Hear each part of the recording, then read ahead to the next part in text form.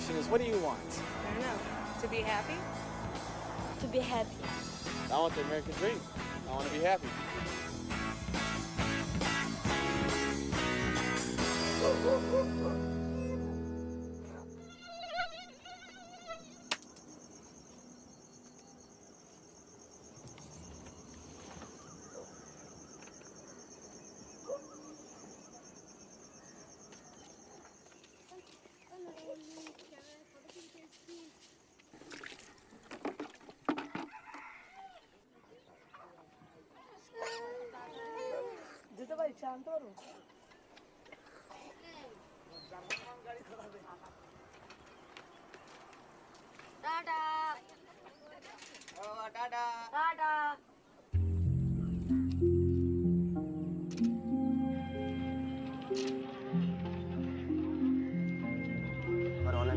গালাগালিও করে দেয় মাঝে সাঝে, যারা ধরুন একটু ডিম করে থাকে, হয়তো রিস্কায় উঠলো, তারা গালাগালিতে তাকে যে আর মারতে যাবো, আমি মারি, ঝগড়া করি না। কেন আজকে ঝগড়া করবো, আবার পরের দিন আমার রিস্কায় উঠবে না বলে ঝগড়া করে ঠিক আছে, দুটো গালাগালি করলো।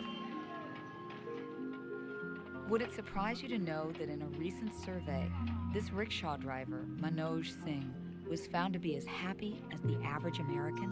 তখন খালি পায়ে দাঁড়ায়, তখন ওই গরমকালে একটু বেশি কষ্ট হয় আমাদের, পা পড়ে, প্লাস এদিকে রোদ্দুর তাপ। আর এমনি বর্ষাকাল ভালো, আমাদের কোনো অসুবিধা নেই, ভিজে গেলেও কোনো চিন্তা থাকে না, জানি আবার শুকিয়ে যায়, আর একটা প্যাসেঞ্জার তুলে দৌড়লে শুকিয়ে যাবে। বাড়ি আমার ভালো।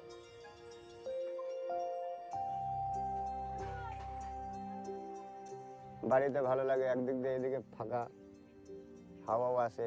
বর্ষাকালে একটু কষ্ট হয়, ঝাপটা ঝুপটি চারিদিক দিয়ে মারে, তখন অসুবিধা। নাহলে এমনি প্লাস্টিক উপরে আছে, চার সাইডে প্লাস্টিক দেওয়া, প্লাস একদিকে জানলা আছে, ওই জানলাতে হাওয়া ভালোই আসে, ভালোই থাকি, খারাপ কিছু না। এই সকালবেলা ফিরি, যখন ওরা বসে থাকে ওই চার দোকান সামনেই, ওরা যখন মানে তাকায় রাস্তার দিকে যে বাবা এই আসবে, বাবা এই আসবে, তখন ওদেরও মন ভালো লাগে, প্লাস আমাকে যখন বাবা বলে ডাকে, আমার মনটা আরো খুব খুশি হয় আর কি। ওই বাচ্চা কাচ্চা যখন, ওই গরিব বলতে গেলে কি, বাচ্চা কাচ্চার মুখ দেখে তখন আমার বুকটা এত উঁচু হয়ে যায় যে আমার মতন কেউ বড় লোক নেই। হয়তো নুন ভাত খাচ্ছি, কিন্তু খুব আনন্দ হয় যে না, কারোর সাথে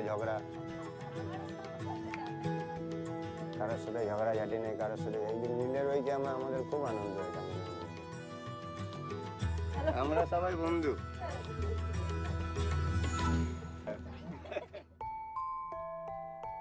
For hundreds, maybe even thousands of years, people have studied depression and psychological illness.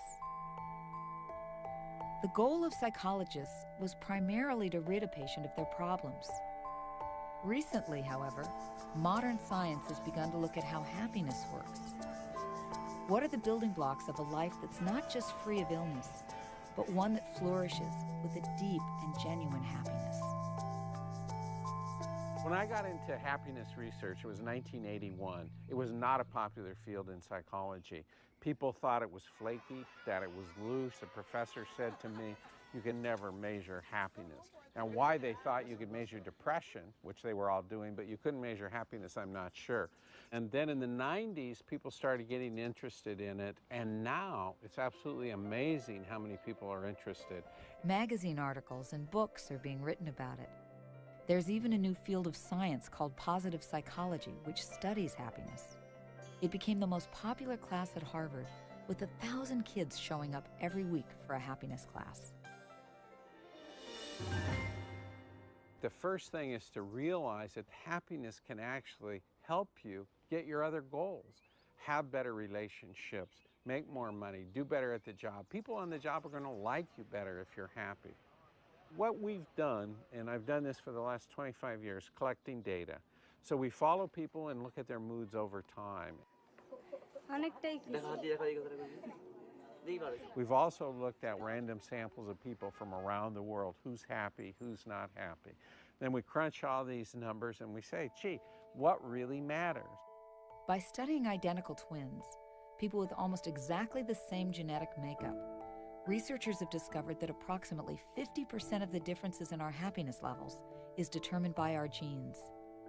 They call that our genetic set point, or our genetic set range. Most of us are born with a certain range of happiness that we fall in most of the time. And even when really good or really bad things happen to us, we kind of tend to return to our set point.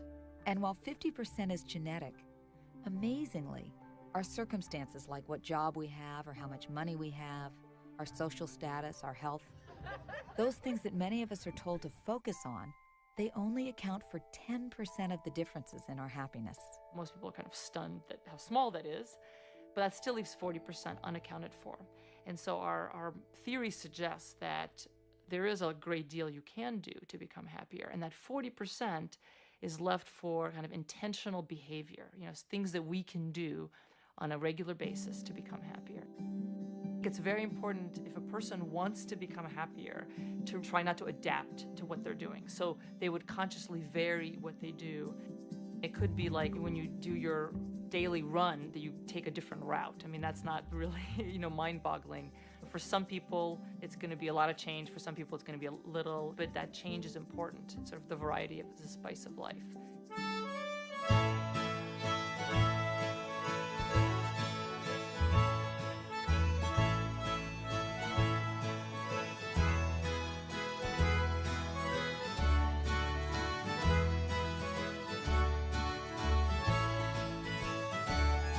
This is a paradise to me.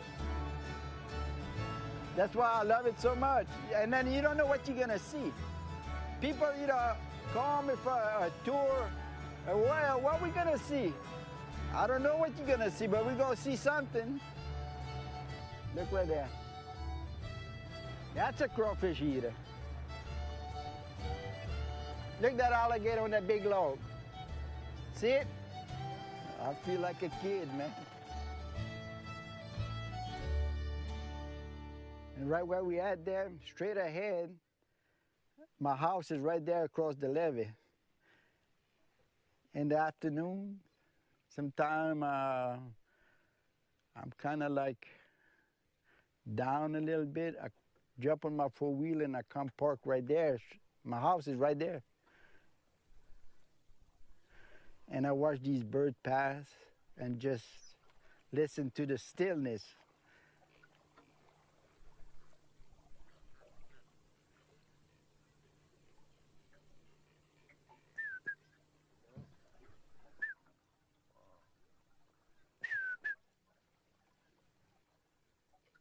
This, wildlife and being out here, you don't know what you're gonna see. But nature, especially like this, it's good medicine. This is my happiness. Any discussion of happiness centers a lot on dopamine. Dopamine is a chemical in the brain called a neurotransmitter that's necessary for feelings of pleasure and happiness. So electrical impulses come down a nerve, they hit the connection, and the connection releases chemicals. The chemicals diffuse to the next nerve cell, they bind to receptors in the next nerve cell, and they cause an electrical change. That chemical release that is released is called a neurotransmitter. Pretty much as you age, from about teenage years onward, you're slowly losing dopamine synapses and probably dopamine neurons as well. As far as we know, no one's observed those regenerating. If it's too severe, then you end up with Parkinson's disease. The body adapts to what it needs to do. So the use it or lose it probably applies to some degree in the brain as well. And so the idea would be to seek out experiences that release dopamine or you need dopamine to do. The things that are best at doing that, interestingly, involve physical activity. So aerobic exercise is probably one of the best releasers of dopamine, especially if you do it in novel ways.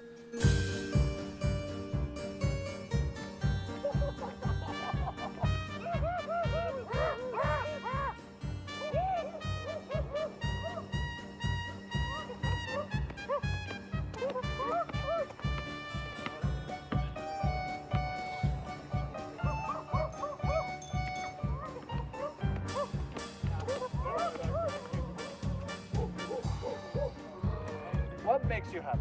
I like banana splits. I like banana peels. I like big bananas. The brain is basically, on this level, it's very similar to a muscle. The parts of the brain that are Look. Sorry. I thought you were going to say the phrase sponge, but I'll go with muscle. Qualquer atividade física é muito importante para qualquer ser humano. Que está numa idade que todo mundo no planeta talvez sinta que já está caindo, sabe? E eu me sinto subindo ainda, sabe? Então isso me sinto feliz, sabe? E muitas vezes você está ganhando dinheiro que é bom para você, mas não está se cuidando, né? Você não está se olhando, você não está feliz. Você dorme a cabeça no travesseiro, preocupado com o que é que eu vou pagar amanhã, quanto é que eu devo hoje, entendeu? Então, o esporte tira você disso, sabe? Dá um mergulho. Dá um mergulho.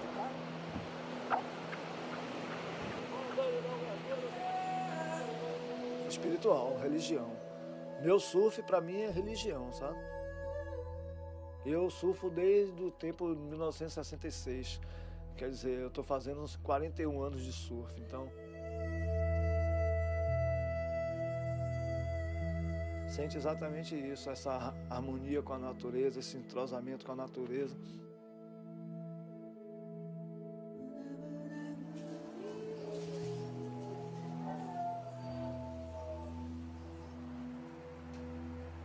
É uma vida que eu escolhi, né? Não é uma vida de doutor, não, mas eu vivo bem, sabe?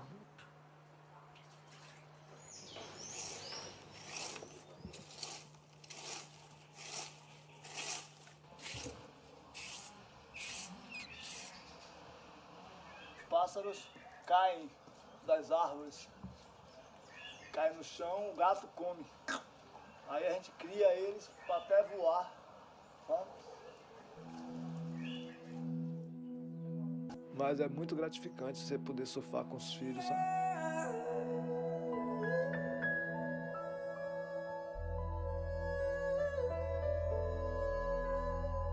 Para que eles nunca digam que eu não fiz o que eles gostaram de ser. Se ele quiser ser surfista, ele vai ser. Se ele quiser ser um doutor, ele vai ser. Minha filha quer ser uma economista, ela vai ser. Entendeu? É o que eu digo sempre para meus filhos, né? Procura trabalhar para poder não viver uma vida tranquila, sabe?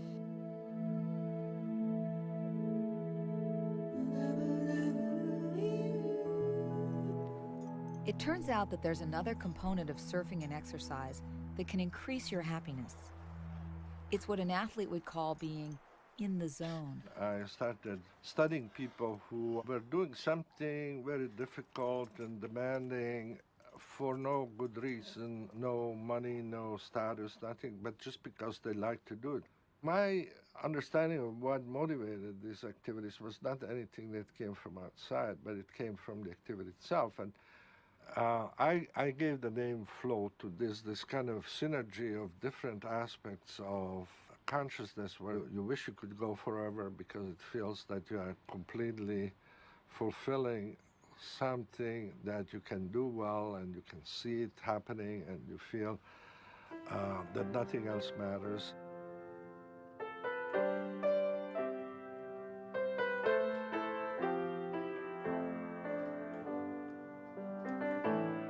To have very clear goals, that you know moment by moment what you have to do. Like if you're singing or playing a musical instrument, you always know what notes or chords you want to play next, and you can hear whether you did it right or not. People in that situation feel in control, they forget their problems. Interestingly, they forget themselves, so that the kind of ego that we are always aware of in everyday life disappears. It builds over time a feeling that life is worth living. Flow can happen almost anywhere. It can happen during personal time, or it can happen with your family. It can even happen at your job.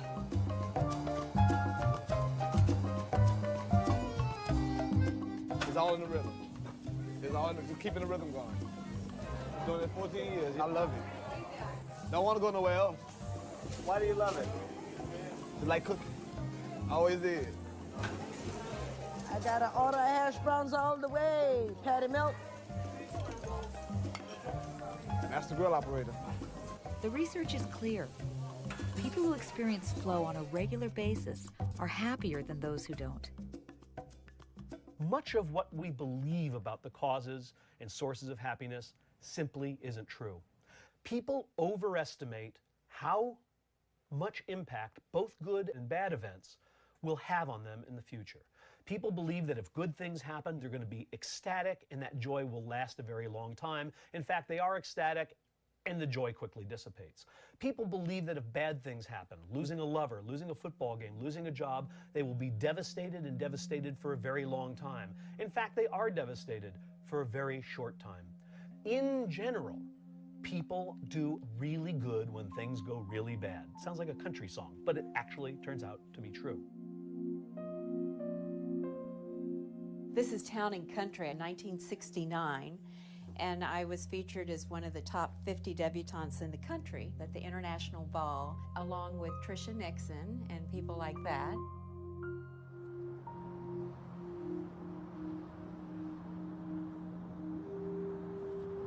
She was one of the most beautiful women I've ever seen in my life, and I still have pictures of her, you know, when she was 20. All my memories of my mother are just fond, and I mean, she was a genuinely good mother all my life. I was very, very busy raising 3 children and loving that, and raising horses on my ranch and doing volunteer work. I had a very full life, busy, busy, busy. My kids were in soccer and baseball and things like that. When I was run over by a truck in 1992, I was in shock. My whole life changed instantaneously. It was the 4th of July on my family ranch in Texas, where I'm from. We were coming in our truck from the barn right here, and as we were approaching, I saw my sister-in-law driving down the road in her truck, and I thought, well, if she stops, I'll get out and we'll talk. And so she did. And so I got out, and I guess it was right here, actually, where the truck was. And we were having a disagreement. Wow.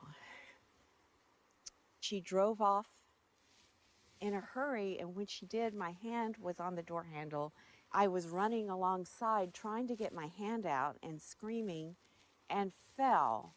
And when I fell, I was dragged until my hand disengaged and I fell under the truck. And I was crawling and clawing the gravel to try and get away, and I couldn't.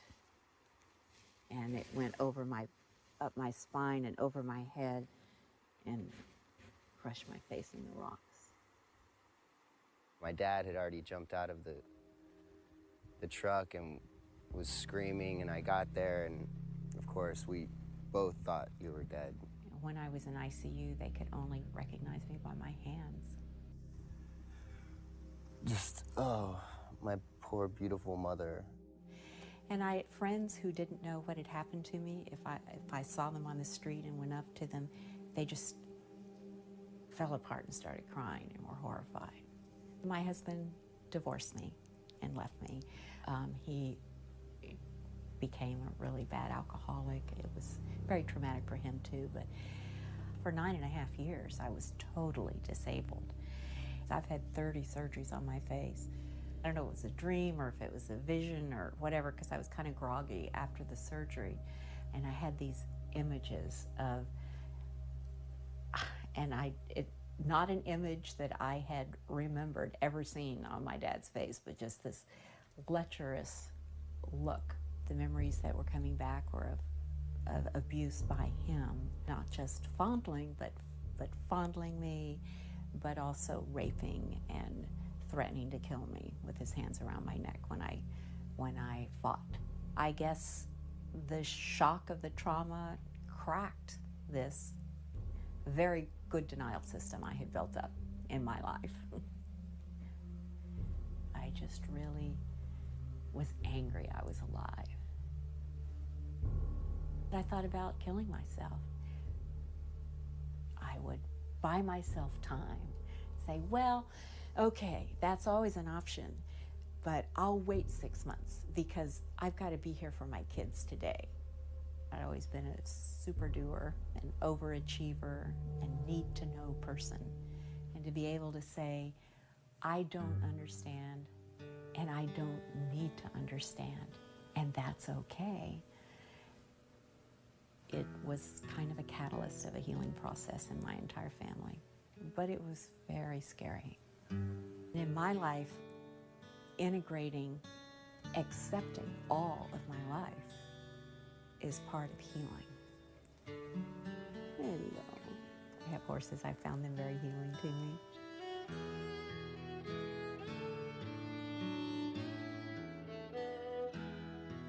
I had seen him at one of my stepdaughter's wedding. We knew each other years ago, and he asked me things like, did my nose work?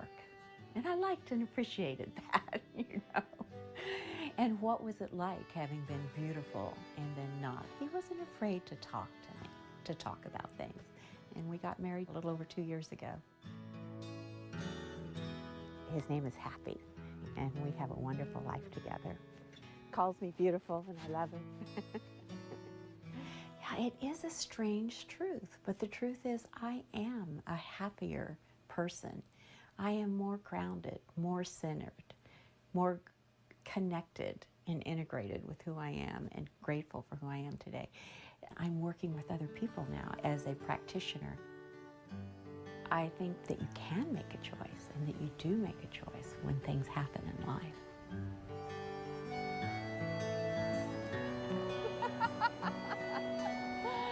Oh, this is fun. I haven't just stood out in the rain in quite a while.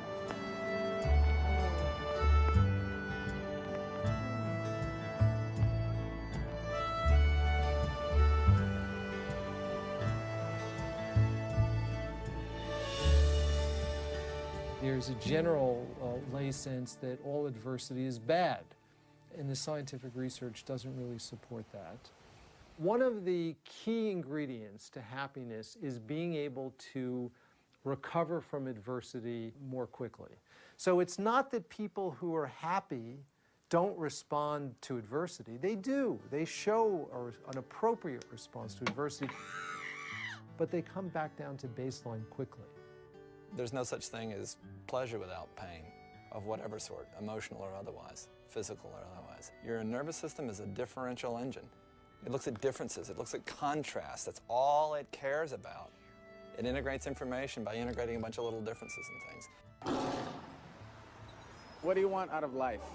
To be successful, to be happy, and to live a long, healthy life. What's going to make you successful and happy? What will make you feel like you're successful and happy? Right now, money. Yeah, lots of money. We're told in our society that the way to be a competent person, the way to be a good person, is to make a lot of money. In the last 50 years, economic growth has gone up a lot. In America, for example, we're about twice as wealthy as we were 50 years ago. But nationally representative surveys of people's happiness show that happiness has remained stagnant. People aren't any happier than they were 50 years ago, even though they're living in a lot bigger houses, they have more cars. Anybody who says money doesn't buy happiness should go talk to somebody living under a bridge. But anybody who says money buys happiness should go talk to Bill Gates, okay? Neither of those things is actually true. When money buys you out of the burdens of homelessness, of not knowing where your next meal will come from, it changes your happiness dramatically. But once you have basic needs met, more money doesn't seem to buy more happiness. The difference in happiness between a person who earns $5,000 and $50,000 is dramatic. The difference in happiness between a person who earns $50,000 and $50 million is not dramatic. The idea goes back to this notion of the hedonic treadmill, which says that whatever level of wealth or material goods you have, you adapt to it and you'll always want more. That's what the hedonic treadmill is. The hedonic adaptation is one of the main enemies of happiness.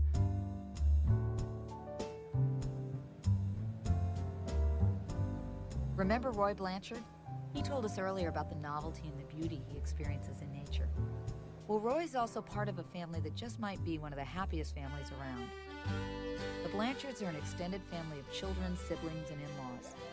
Most live within a few miles of each other. They live modestly and with very little material wealth. but they seem to have plenty of happiness to go around. Tout notre enfant parle le français, c'est la dernière. Et la plus jeune. In English, somebody tell you something and you didn't understand it, you say, could you please repeat that again? I didn't understand it. In French, you say, ah. That's your We didn't even have toilet paper. We had to use the Sears catalog. That's American. Isn't that American? Using the Sears catalog, that's American. And how often do you come together? Oh, at least once a week. We were our playmates. Our parents, they were the playingest people. They played marble with us. We swam every day. Every afternoon, the whole family would be in the lake swimming. All this food right here didn't cost us a penny. We could feed 25 people for nothing. If you got to buy all that, you almost got to be rich. But, you know, that's the way we live. We call it live off the land. And that one got good. Let's see, 1, 2, 3, 4, 5, 6, 7, 8, 9, 10, 11, 12, 13, 14, 15, 16, 17. Enough for one person. My daddy, he was a carpenter. Somebody needs something done, we just get together and we do it. The daddy built a lot of our houses. We didn't hire no plumbers and electricians. The family was able to put us a house together.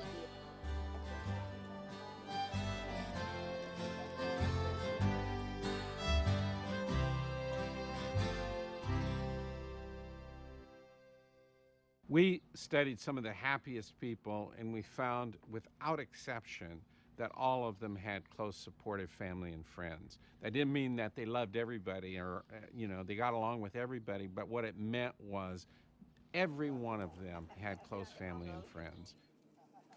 We make a distinction between two main kinds of goals or values which people might pursue in life: intrinsic goals and extrinsic goals.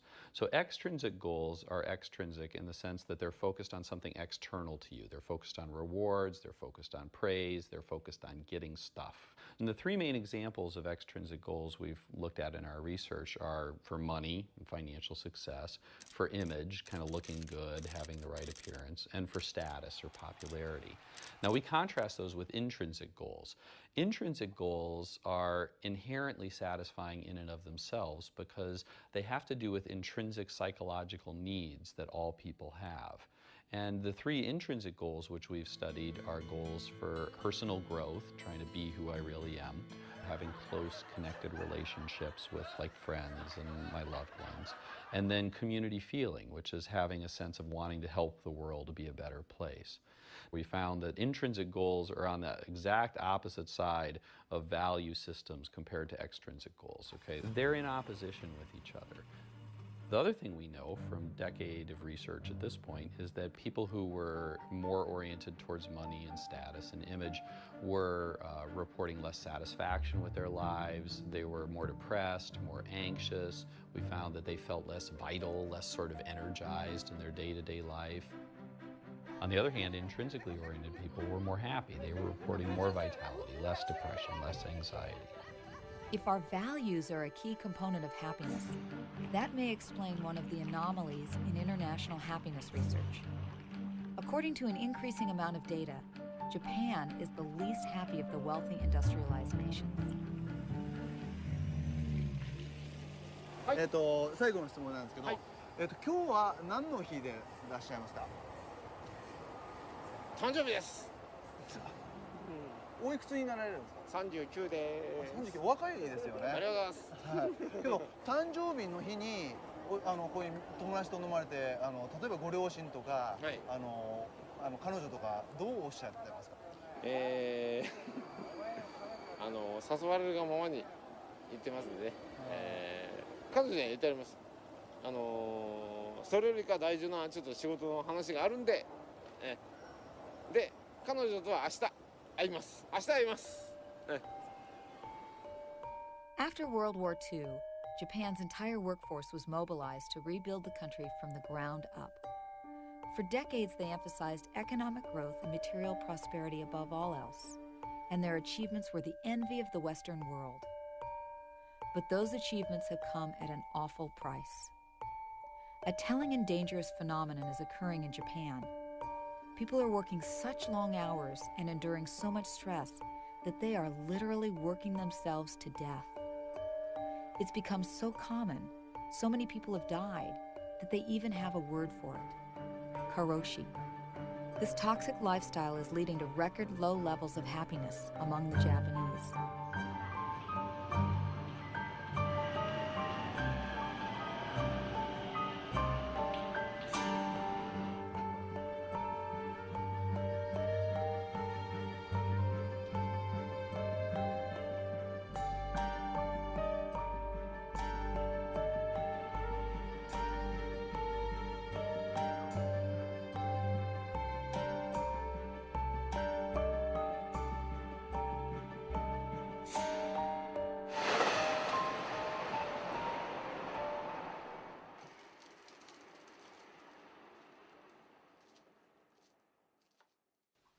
トヨタで無駄をなくす無駄をなくすって言うんですけど、そうするとこういいように聞こえるんですけど、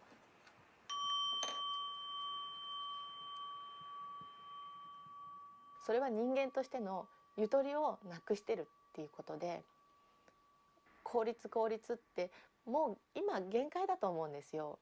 お盆休みがあったんですけども、その頃からちょっとおかしいなって思ったんですよ。なんかこういつも考えてるっていう感じで、こうお盆休みも何日か出勤をしていて、亜美は3歳ですね。亜美、もうすぐパパ帰ってくるね。今日仕事から帰ってくるよ。そしたらなんて言う？なんて言おうか。おかえりは。来たよ。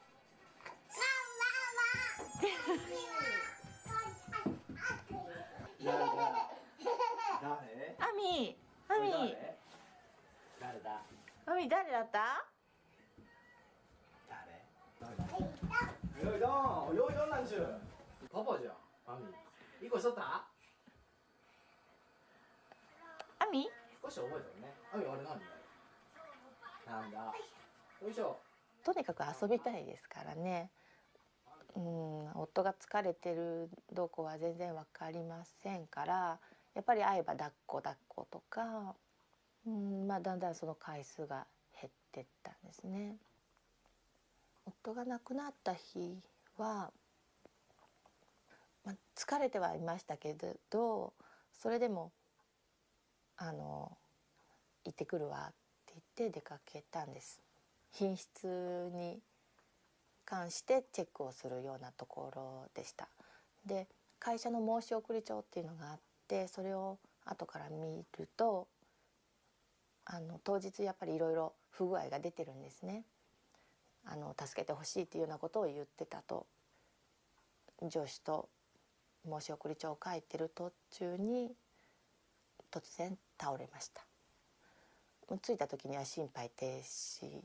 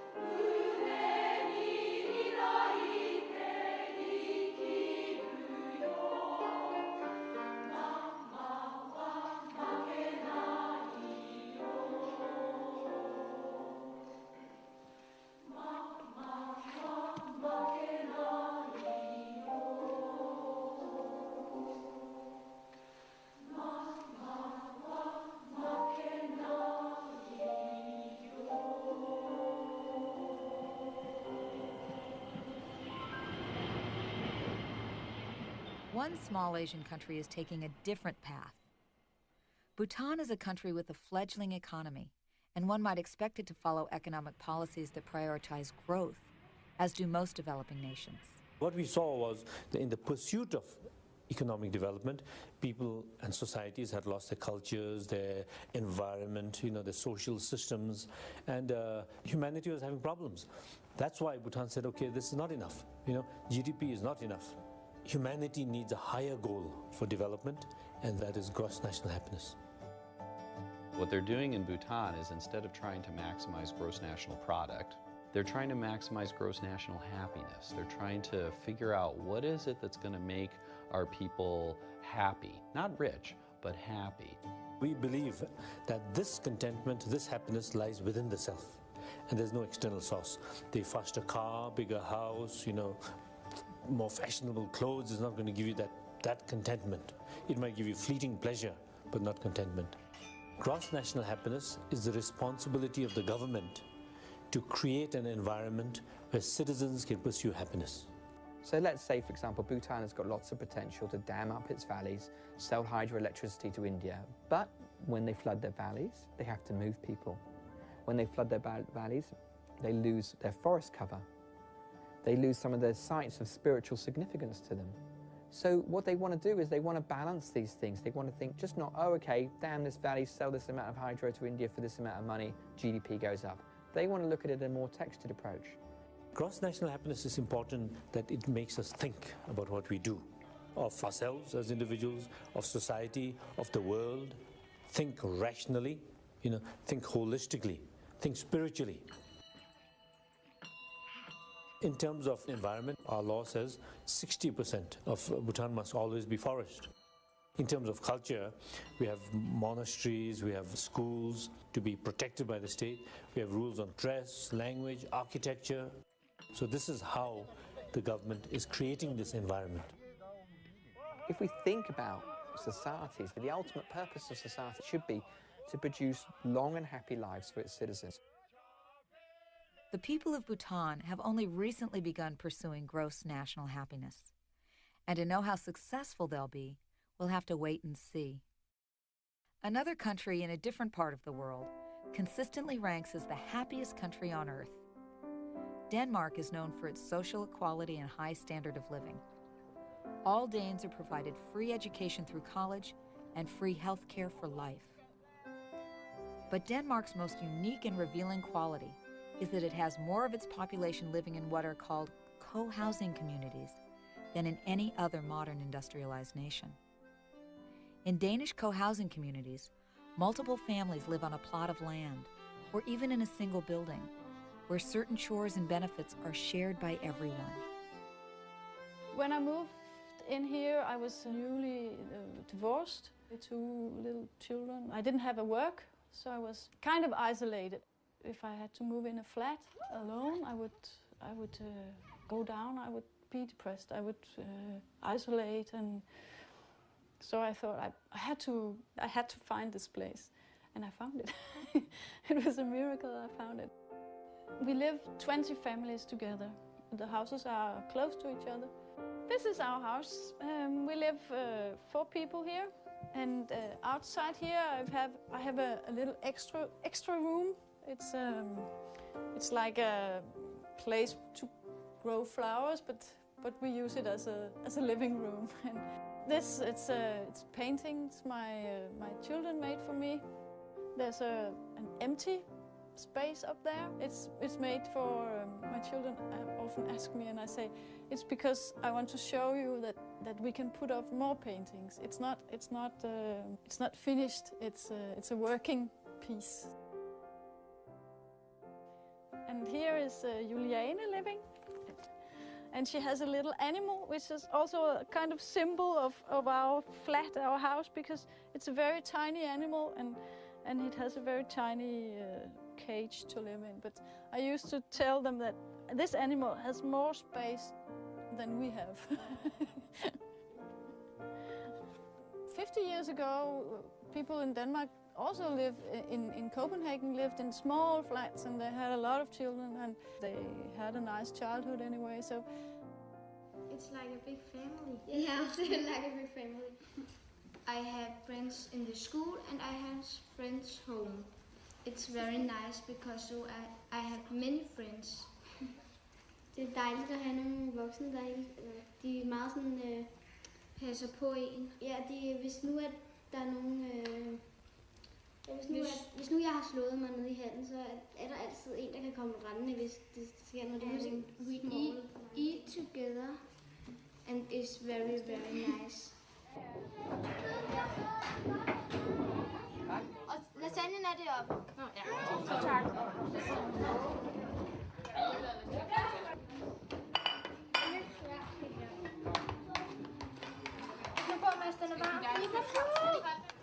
I have 3 children and they eat a lot. It helps me a lot to live in this community because we eat together nearly every evening. We cook 1 or 2 times a month each. It takes 4, maybe 5 hours. And to cook only twice a month instead of every day, it saves a lot of energy of thinking, what is the meal today? And to buy all the stuff and to make it and to do the dishwash. Every day it saves, I don't know, 2 hours and a lot of energy. And this place, when we get 14, we have to make food. So it's 2 girls and 14 cooking for 40, 50 people. It's really cool. And they come to ask for help, but they are very good, they do it. Everybody is talking about stress and the families with small children have stress because they come home from work, they have to buy, they have to cook. And when I come home and I have had my shower, and then I have 2 or 3 hours with my children. I like that these elder people living here because they are kind of grandmother and grandfather for my children. I feel they love my children as much as I do, and they are happy when they visit them and they come here and they get hugs from my children. And I feel it's a gift from me to my children to live here. So it was a miracle I found this place. It saved me kind of to find it because I needed to be surrounded by other grown-ups, not only my own very small children. I have lived here for 12 years now. I gladly take 12 years more.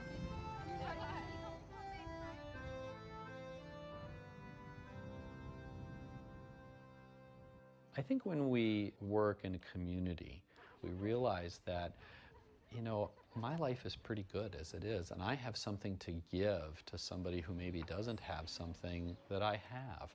And I think that makes people switch from sort of focusing on what don't I have to what do I have that I can share. And that's a very powerful thing that we know from the research makes people happier. We all need something bigger than ourselves to care about. And for some people, structured religion gives that to them. For other people, they don't believe in that kind of structured religion, but they have compassion, caring, gratitude, and these spiritual feelings that connect them to the universe and connect them to other people. Now, one of the other things we know is that not all religious people are happy, or not all religions are happy. If you do not obey the commandments of the Lord your God, then he'll curse you. According to church leaders, Hindu radicals were opposed to the event and began attacking Christian homes and churches.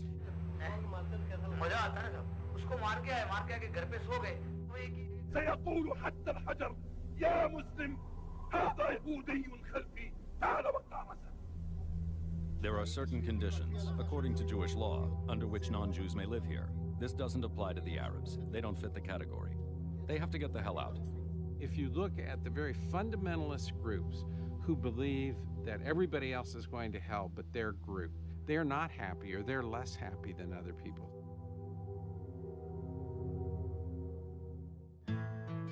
Happiness isn't just about feeling more blissful and content. Happy people tend to function better. They're more productive, they're healthier, and the research suggests they even live longer. Well, if long life is an indication of happiness, then the people in Okinawa, Japan might just be ecstatic. Because according to the Guinness Book of World Records, that's where a disproportionate number of the world's oldest people live. So despite the stress and unhappiness in other parts of Japan, The islanders of Okinawa have a different story to tell, one of longevity and happiness. 沖縄の人はね、働いて、畑で働いてきて、夕ご飯食べて、孫なんかと言っときゃ、話し声やってか、すぐ眠るからね、ぐっすり眠るからこんな健康になって。医学的にはこう説明することできないですけどね、小木さんがですね、こう長寿の村といってですね、宣言したのはですね、確かになんとか100歳人口比例ですね、100歳以上の方が世界一であるということですね。金も買ってるすると言って非常に働いた。だからこんな健康。晩になったらまたね、晩になったら晩酌。少しやったら非常にぐっすり眠る。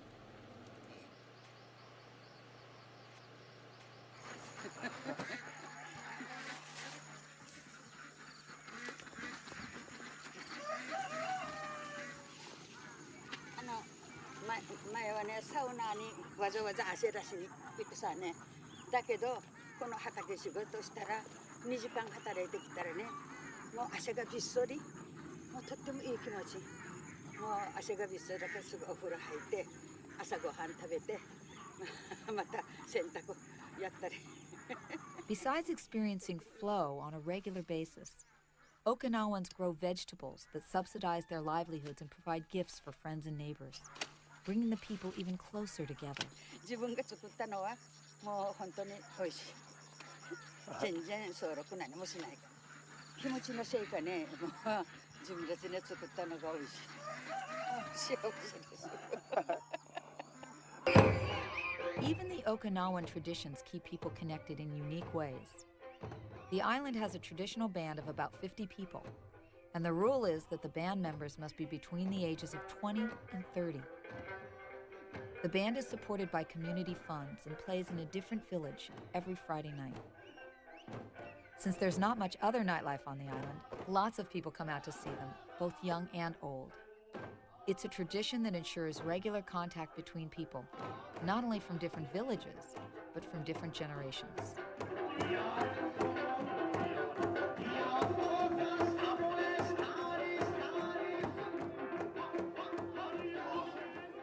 The Okinawan elders gather each afternoon to have tea and talk about the day at a local community center.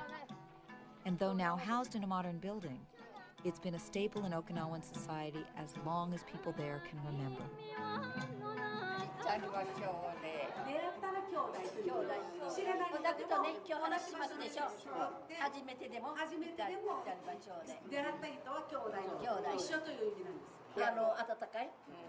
悪いことしていけないというこの気持ちがみんなに親しくしているっていう部の兵がここは兵隊がみんな。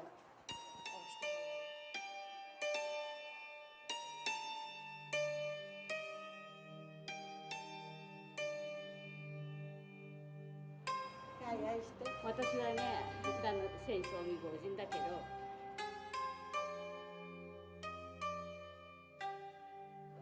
私は人にもやって、この中近所ってこのね、付き合いする。大君の方に、高田との方にもね、踊り習いに行ったり、家族しに来ましたよ。このおばさんが一番可愛い私は。本当、友達ですよ。友達がいっぱいいるのが一番幸せ。どっちかというと、とにかく家庭はですね、各家庭、みんなたまたま不幸があるときは、もう部落の人がみんな、この、したら、前は埋葬だったけど、今も仮葬になりました。仮葬してきたら、うちら団体一門ばかといってね、共同の墓から箱に遺骨を拾ってきてね、この遺骨をすぐこぼしてみんな墓の中にみんな全部のもの。もう一家族という意味で。そう一門。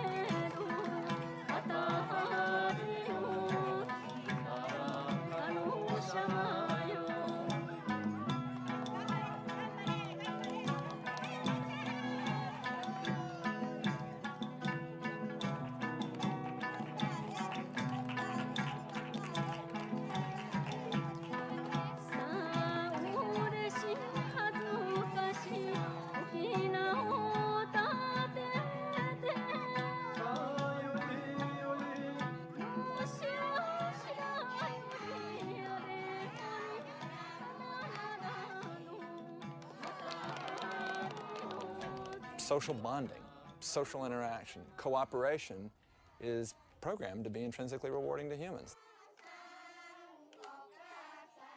That's how we inhibit our self-interest in order to do something with someone. Otherwise, you wouldn't cooperate. You'd be totally self-interested. We do not behave that way. We're social creatures.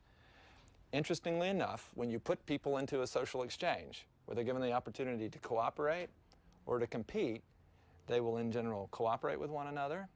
That cooperation elicits dopamine signals that you can measure in the striatum, just like you were squirting juice or cocaine into them. In other words, the act of cooperating with another human can, in the right circumstances, feel just as good as taking a drug that affects your dopamine system. You claim to be a player, but I f***ed your wife. In a culture that often encourages competition instead of cooperation, Michael Pritchard has a unique way of teaching kids about happiness. Middle school, isn't that a wonderful time when you're all going, whatever. Talk to the booty, the hands off duty. Talk to the palm, you're not the bomb. Loser, loner, wanna be whatever, no dust, shut up. I don't think so. I read it on MySpace, shut up. I love 8th grade boys on the phone. They go,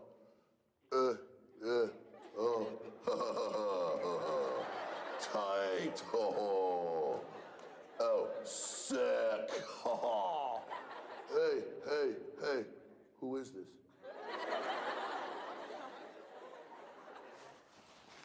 Well, I'm up here sweating like Britney Spears on Jeopardy. How many of you every day see a kid here who gets isolated, teased, picked on, laughed at, and has become the target of lots of other kids teasing and bullying? Raise your hands, please. Raise your hands high, high. Look around the room, please.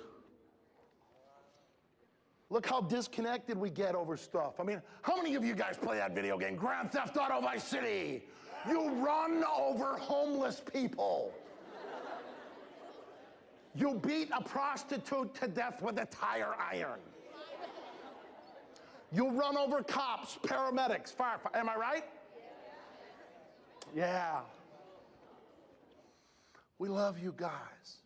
A great teacher named Helen Keller was asked, "Oh, Miss Keller, it must be hard for you to be blind."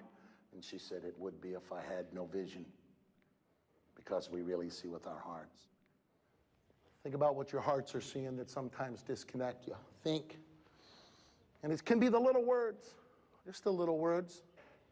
I was a coach out at Special Olympics. You ever seen a kid run and laugh?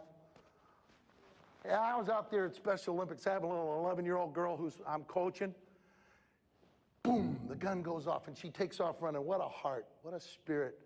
And I hear kids say cruel things to her, but she's a good teacher. She takes off running, she goes, "Yes! Whoa! This is not an Olympic form runner. She's hitting every lane." And she gets all the way down to the finish line, 40 yards in front of everybody, and she stops. And I was her coach. And I said, "Annie, no, come here. You win the gold medal." "No, coach." I said, "No, you don't understand. They're catching up. Walk to me, snap it. Come here." "No, Mike, please." And she turned around and she put her hand out for her friend, who turned and put her hand out for her friend. And then all 6 kids held hands and came across the finish line together. And she goes, "Whoa! Together we all would win. Together we all would win." I know that there are kids in this room who have been teased and picked on and left out and isolated.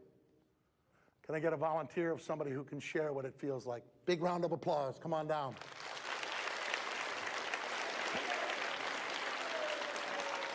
I'm very proud of you, son.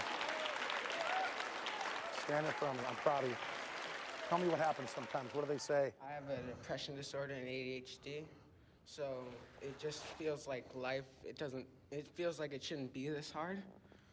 It's just like every day after school, you start crying for no reason. What have kids said to you, Ben? Nerd, loser, gay, all that stuff. What has it done to your heart, son? Just makes me feel really bad. Is it fair to you? No. Is it fair to any kid at this school? No. Stop a minute. Not on the football field, not in the basketball court, not in all the best academic classes or languages you have, will you see beneath your middle such courage as this. This is the courage you should learn to love and respect and honor. Give his heart a huge round of applause. That's courage, guys. Who else can share? Everybody knows I'm Joey. So I'm like the shortest kid inside this room. Nobody else is shorter than me. So everybody makes fun of me. They don't even know, man. It's not fair. Stop a second now, Joe. Take a deep breath. How should we all treat each other? Come with the love now, buddy. Come with the love. Come with the love. How should we all treat each other, Joey? We should just feel how they feel and tell them that ain't right. You shouldn't be doing that. Give that a huge round of applause. Good job, brother. Good job. I love you, sir. Good job. Compassion leads to happiness. Big round of applause. This is the Benicia school you go to. Let them know. Let them know. This is the way you go. This encouragement. You guys are awesome. See? Joy comes from that connection to others. The best thing we can do for a child is to help them learn love.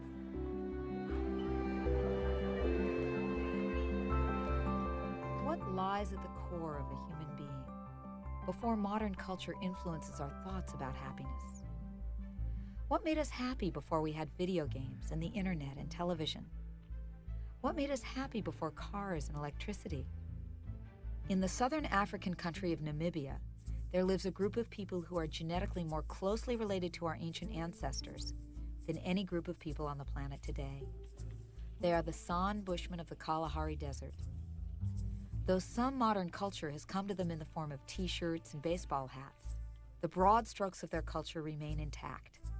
They get much of their food from hunting game and gathering roots and berries, and there remains a feeling among the Bushmen of complete interdependence with each other and with the natural environment.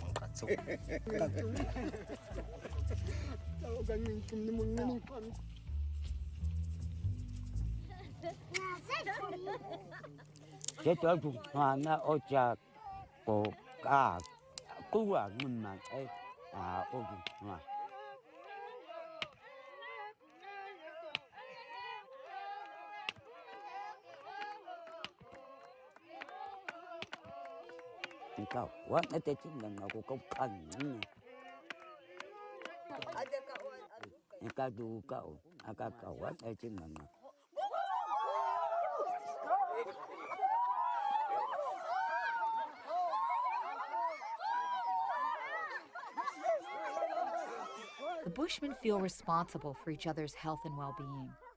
So when someone gets sick in their village, rather than sending that person to the nearest doctor, the entire community, even the children, participate in the healing process.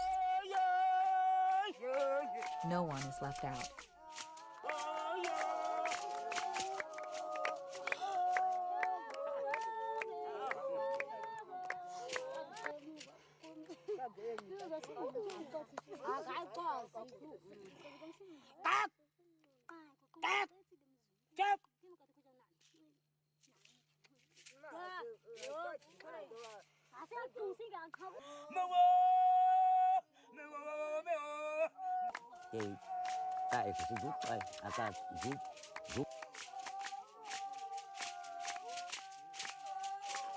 My real guru to teach me the value of compassion is my mother.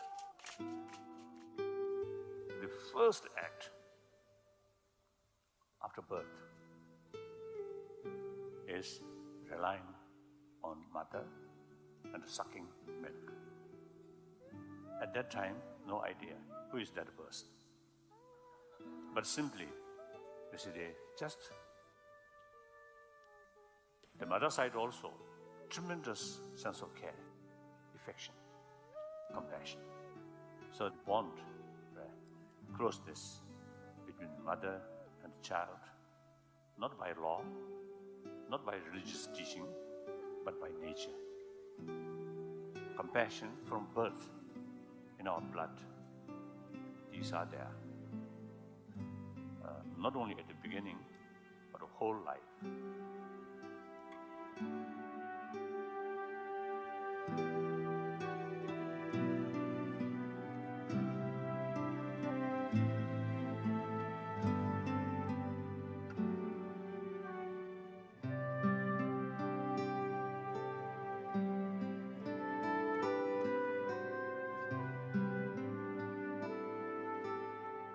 Compassion. Richard Davidson told us that people who do a specific form of meditation on compassion and loving kindness can increase their happiness levels to a greater extent and for longer periods of time, even than people taking powerful antidepressant medications. There are specific meditation practices that have been around for more than 2,500 years, which are explicitly designed to cultivate qualities like compassion and loving kindness. The person we've tested the most in our lab is a person by the name of Mathieu Ricard. He has been a Tibetan Buddhist monk for more than 30 years. He also holds a PhD in molecular biology. And we have looked intensively at Mathieu's brain, both at rest as well as when he is intentionally generating these states of compassion. So there's no obvious change in external behavior. You know, he's just sitting there, and then we give him the instruction to begin the compassion meditation, and all of a sudden, it's like, you know, parts of the brain are on fire. These are areas of the brain which are extremely important for understanding happiness and well-being. And so we are, for example, currently doing studies where we are having people who've never meditated before, and we're having them do very simple exercises, 2 weeks of training in this simple compassion practice does change the brain in ways which are similar to, although not nearly as well defined as what we see in very long-term meditation practitioners. There is some evidence to indicate that we actually change the gross structure of the brain, literally the size of particular cortical areas in the brain change in their thickness. We, through intention, can change our brain.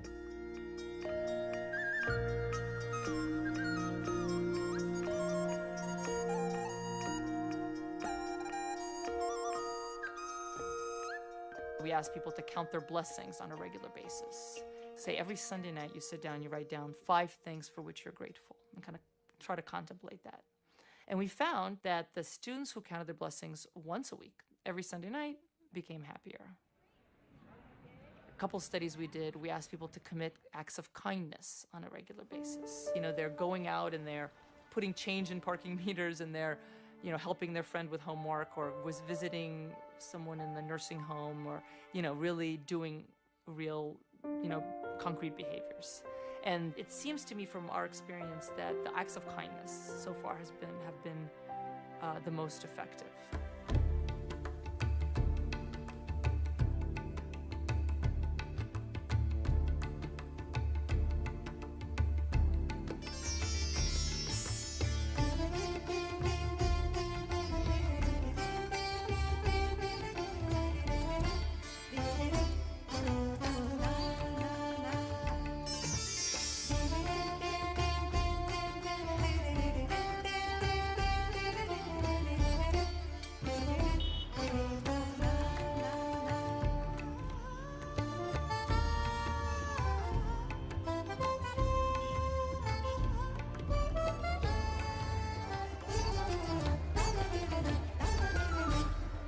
Mother Teresa, a symbol of compassion, opened her first home for dying and destitute people here in Calcutta, India.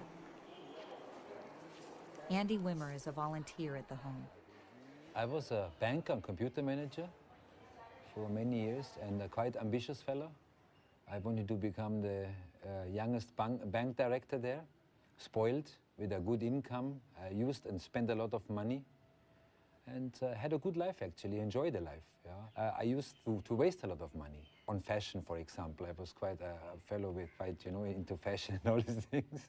But it is not important anymore. I always felt that there is more in this life, you know, than just going to the bank and having a good salary and having a good career and maybe a wife and children and that's it. It can't be. Life is such a precious and beautiful thing. There should be some more, you know. I met someone who worked in the home for the dying, and he said, I show you that place, and if you like feeling helping us, then you're welcome.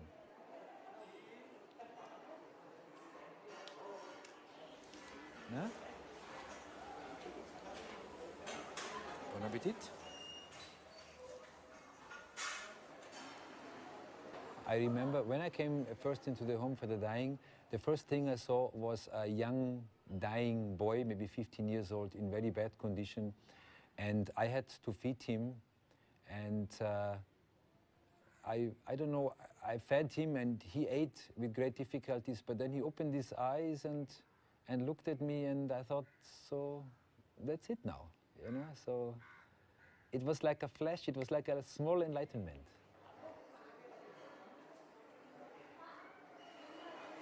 You learn a lot from these patients we care for. For example, acceptance and tolerance also. So we pick the people up usually from garbage dumps and from railway station platforms and admit them in the home, and then with basic medical care we try to save their lives. But the most important is to show them that they are loved by God, that they are not forgotten, that their life is precious, that someone cares. So we do everything by hand, but there is a tremendous sweetness in taking someone's burden up a little bit. Just to lift this little bent body and take the burden away a little bit and help him to carry it. My life has a meaning. You have someone, a dying man in front of you, a dying young man, and he asks for a glass of water. It is very little, but it's so important to give him this glass of water. It's such a symbolic act even, you know? I got this life. I get my parents, my friends. I was never really sick. I had always enough food to eat. I am the first one in my generations which never experienced a war. For me, my life is like a loan given from God, and I will give this loan back, but with interest. And that's what we do. You serve your brother in front of you who is in need, and it gives yourself a fulfilled, happy life. Perfect, no?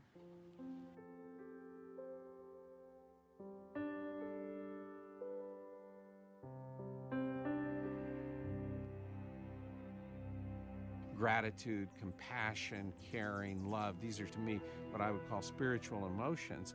And they make you think of things bigger than yourself. If you only seek your own happiness, it can be kind of a selfish thing. But once you move to the spiritual emotions and worry about the well-being of the world, your life grows. You care about something bigger than yourself. You, in a way, can transcend your own life, your own death, by caring about these things that are bigger than yourself.